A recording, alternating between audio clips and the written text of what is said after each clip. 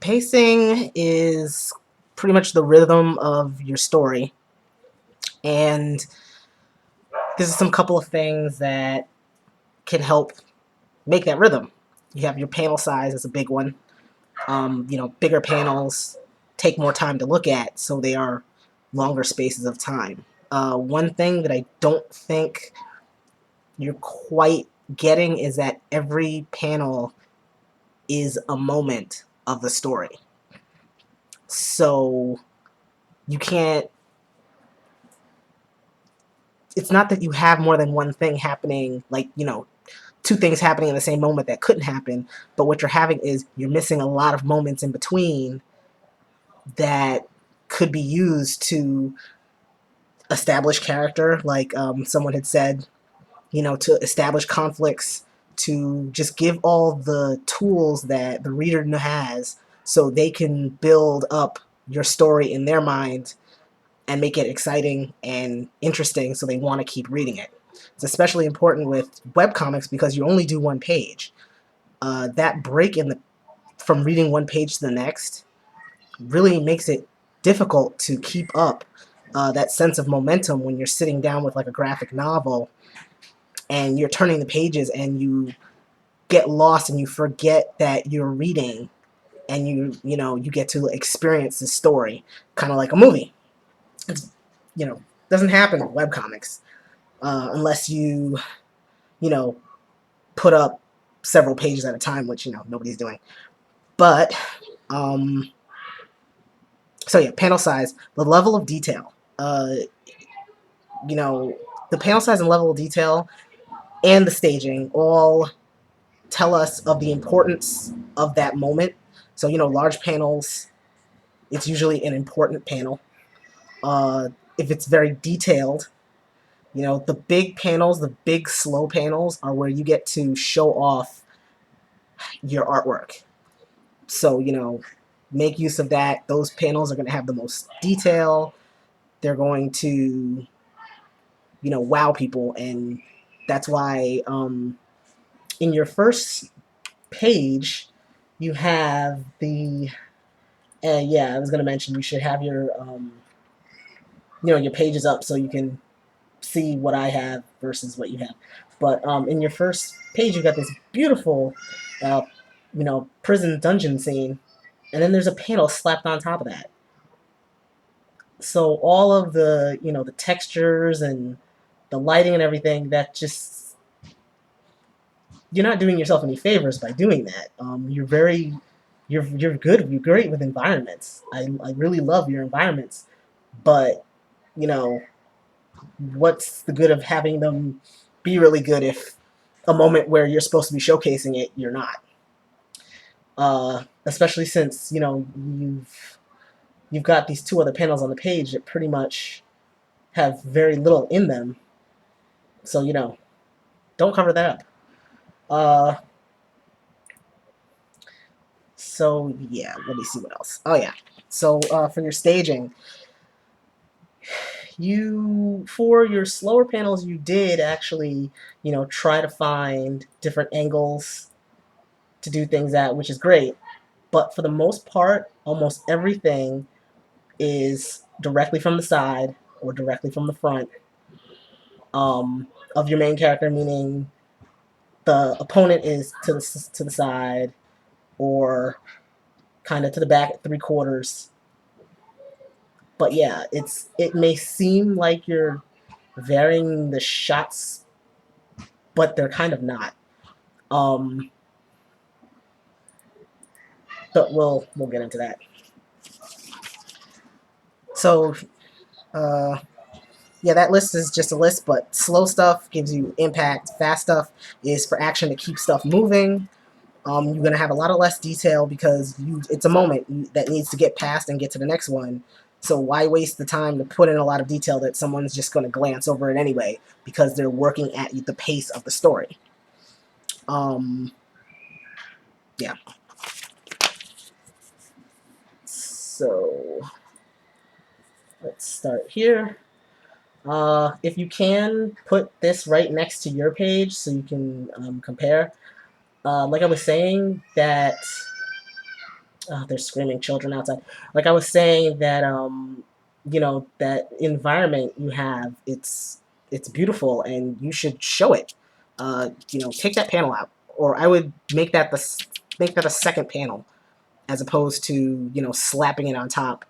Your first storytelling panel, because you're establishing a shot.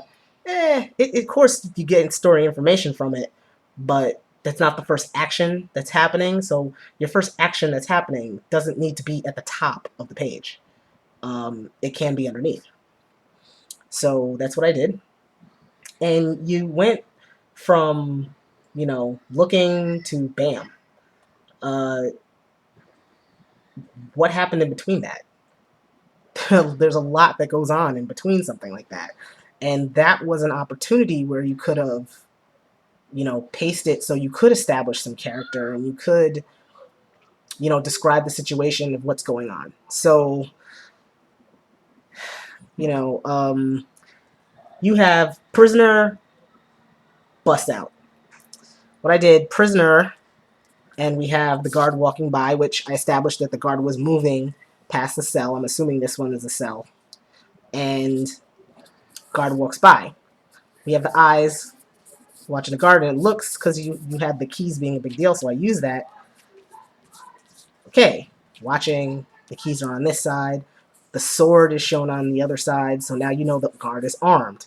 That's conflict. Prisoner, is a prisoner. That's conflict, but it's raising the stakes and putting more risk in. The guard is armed, and the armed guard is the one that has a key. So, watching, and something about this, this is a long panel, so it's a longer moment, and then coming back, so there's time passing here. That gives you a chance to see, okay, this character is patient, this character is calculating, and at the bottom of the page, there's a question. What is this character going to do? That's a big thing that you're not doing. Your page should end with a question, so the person needs to look to the next page to get an answer. If you don't do that, you risk people not having a reason to turn a page. So yeah, I actually took 2 pages before I got to almost 2 whole pages before I got to the bam. So then I have a shot from inside the cell of the character where there's no guard to show that there is time. The guard is walking in the hall. So the guard's not just pacing back and forth in front of the cell. And that's another slow moment where you get a chance to show off that you can do the lighting coming through the bars, and you can, shadow, and you can calculate the shadows, and you can see the conditions that it is. Is this a piss bucket over here? Is there a cot, or is there like a stack of hay, with a ratty, rotten blanket over it? Are there rats, and cobwebs, and dripping ceiling, all that stuff that you show how dirty and gross it is on the outside. You get to show the actual living condition on the inside of the cell too. But mostly and it's a small panel, but the details is what makes it a slower panel and gives you that sense of, okay, that patience and waiting. And then we have the guard passing again, which we see the keys on this because it's this side again, and it's pulled out more. You see the whole character's face, and it's the same pose over here, only flipped around. And obviously the character's about to do something. What's the character about to do? It looks like, because the keys are there, the character is going to steal the keys. That's what I was talking about with the cliches. The guard has the key, and you deftly sneak the key off the guard. That is a cliche. Cliches allow you to give your readers an expectation of the answer to the question, which you can either satisfy them by letting them have the right answer, or you can delight them by giving them something they didn't expect, but that expectation makes sure that they feel intelligent. Your readers aren't going to be stupid, so they can put 2 and 2 together. You want to allow them to do that.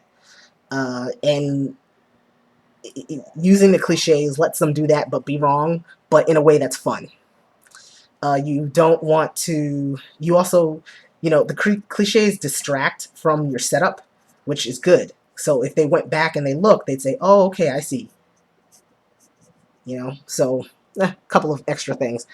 Um, so yeah, so now I have the BAM, and I restaged that panel that you had, the last panel on the first page, had nothing going on in there. Okay, yeah, BAM, but BAM what? Um, I'm not even gonna mention the fact that these metal bars broke that easy, but you know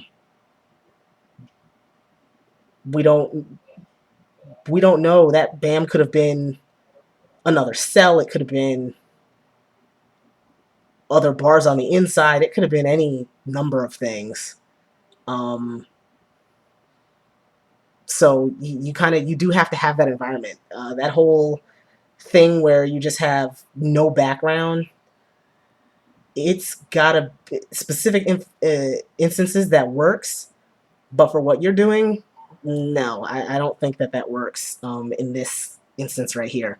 So I had the hallway, and the guard had passed, and so now the guard's down the hall, and that's the opportunity that the character was waiting for.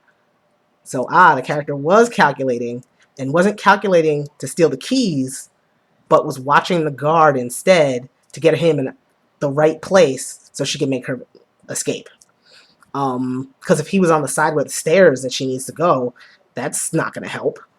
And then, so, you know, pretty much up to half of my page 2 ends up at where your page 1 is. You see how the big difference with pacing and just exploring what's going on makes?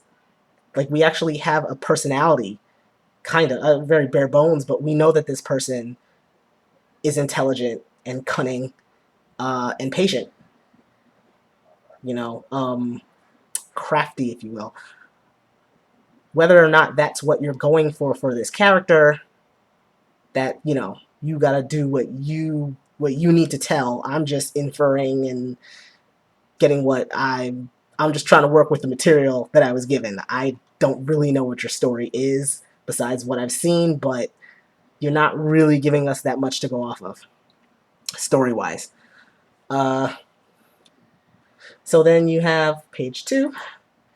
You have a long panel running out of the cell. There's no reason for that to be such a big panel. That is not a slow moment. That's a very quick moment. So I actually changed that to a small inset of the busting out, because that's what happens the immediate next moment. The first thing you're going to do is get out.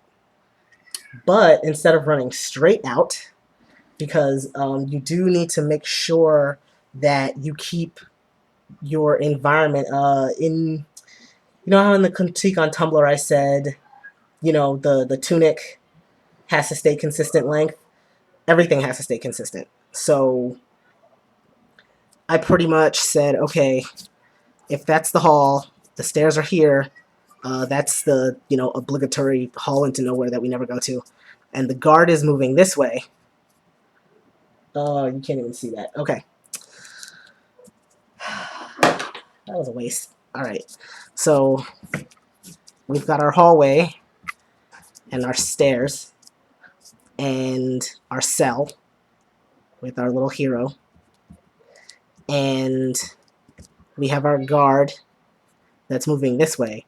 And so the guard gets up the hall, and that's when we bust out. It's because the stairs will be clear.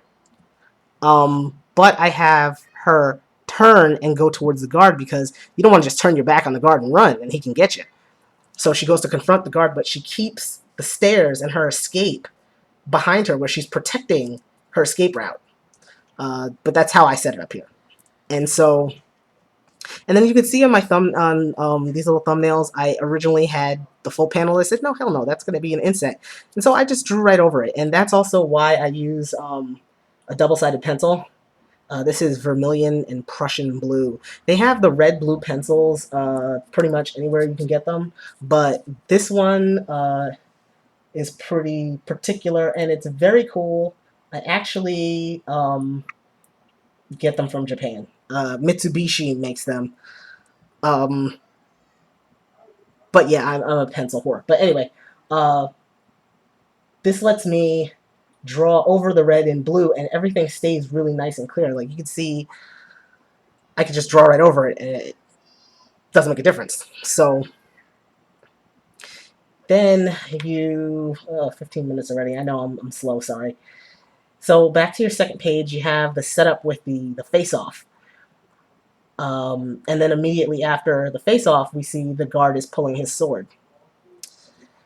Now, you don't have the guard's reaction to the bust out, which, I showed. That's why I also did looking up the hall, so you can see the guard's reaction to what's going on. Part of storytelling is action and reaction. Something's not just going to happen and there's no consequence to it. That's a lot of noise. Bam, so that's going to get that guard's attention. And like once the guard gets his attention, he's a guard. He gets paid for what he does, so he's probably fist enough. The inept guard is a bad cliche. So he's probably skillful enough to have his sword ready way before she gets there. So I would actually kill that panel with him pulling his sword.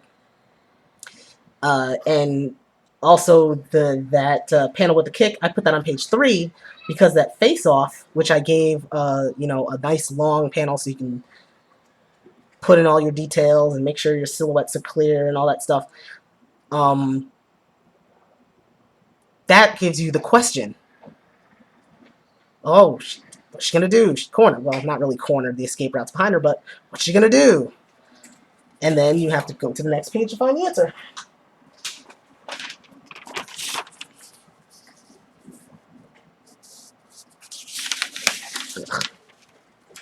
Alright. So, and I moved the kick to the top of this page. Let's see. Yeah, I moved the kick to the top of this page instead. And one thing that I was saying about the thumbnails, and you were like, oh, I do thumbnails. Most of your drawings are thumbnails. They're ideas. They're not illustrations. The drawing directly from the side of the kick, okay, kick flying back, that's your idea. But then you've got to take it and you've got to turn it around and add the storytelling aspects to the idea to make it a story. I actually have another little thing that I'll give to you that illustrates that, but I'm not going to talk about it now. So this gets a little muddy. This is where, picking up the sword after he's down, which is on your third page. The first panel on your third page. While it is important, you've got to show that she gets the sword. I see no reason why this should be a close-up, unless someone's going to step on the sword and stop her. That is not an important enough story moment to have a close-up of her hand picking up the sword. Especially since there's no danger until after she's got the sword in hand. Maybe if, with your doghound was there, and the sword was, one false move and the thing's going to pounce on you, but you got to get that sword. That's the type of moment where you would have a close-up. Close-ups also slow down the momentum and our impact. They create the impact, so you've got to pick and choose kind of carefully where you're going to use that. Close-up, to do a close-up isn't just something you do to vary your shots. It's got to have a storytelling significance. Oh crap, going on 20 minutes here. So, in your next panel, you've got her very cutely noticing that guards are coming. That's not much of a reaction for guards coming, and I think that these should be the same panel. She should be reaching down, hand almost on the sword, and having this expression like, oh God, at the same time, because they're coming while she's grabbing the sword. So you'd be able to keep it out like this, and you wouldn't need that close up. That would be more organic. What I did was I left the close up there, even though I was saying close up didn't work, but I left it there in the end because I was lazy. And the way I set up the hall, she's still facing the guard to get the sword, and new guards hear the scuffle and they come. So now the escape route that she was protecting is the thing that was the good thing for her. She had it going, is now the worst thing for her because her back is to the danger and her escape route is past the danger. One thing about the storytelling is you want to raise the stakes. So before it was one armed guard and things were in her favor, one armed guard and she was behind bars. Then she gets out. The guard is ready for her and she's not armed. But the situation is still in her favor because she can't escape if she gets the guard down. Now she got the guard down, so she did that, and she should be able to escape. But no, now there's many armed guards behind her where she needs to go. So that's escalating the situation and escalating the conflict as you tell the story. And of course, you have your beautiful, cool-ass stair fight, which the stair fight is a cliche, by the way, but one of my favorites, and I never get rid of your stair fight. And then to the last panels, what I did change in your last two panels, I think that the second to last one is great, but then, you know, it's both at the same, this is where you want to have that close up. So I put the sword up to his neck and his throat. We don't need to see the whole guard. All we need to know is she's got the sword to his throat. And at that moment is where somebody's interrupting. Also, you know, you have the word, you have the balloon in the middle.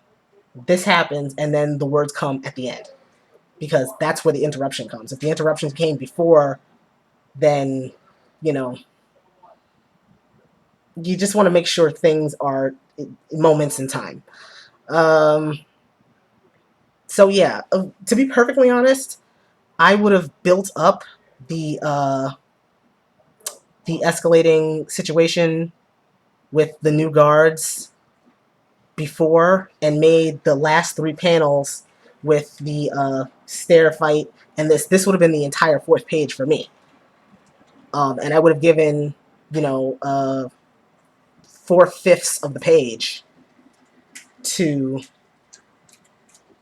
the stair fight, because that is, you know, that's where you're letting your use of value and your design, you're letting that shine there. And that is a very, you know, that's clever, it's attractive.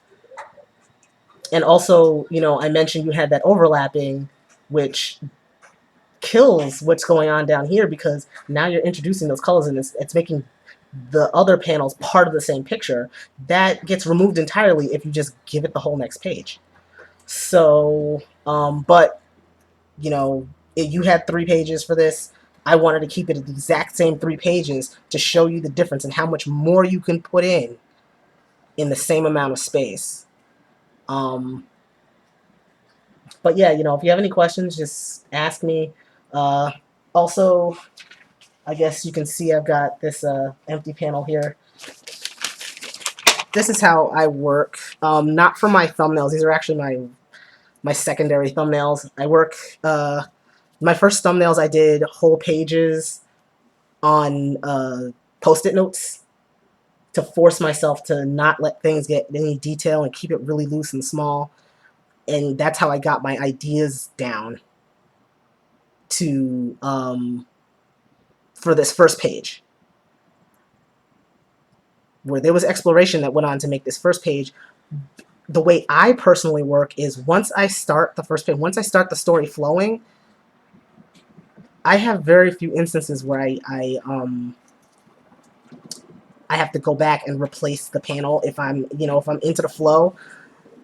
If I have the story ready, if I'm trying to make the story up as I go along, of course there's a lot of replacing and stuff like that, but like I said, you've already written this story for me. I don't have to come up with it, so you did the hard part. I'm just visually putting it together. So anyway, I think it's really, really, really awesome that you have been, keeping up with this comic, and it's awesome. And yes, I'm reading it, and I'm proud of you. But anyway, this has been 25 minutes, so I'm gonna stop now.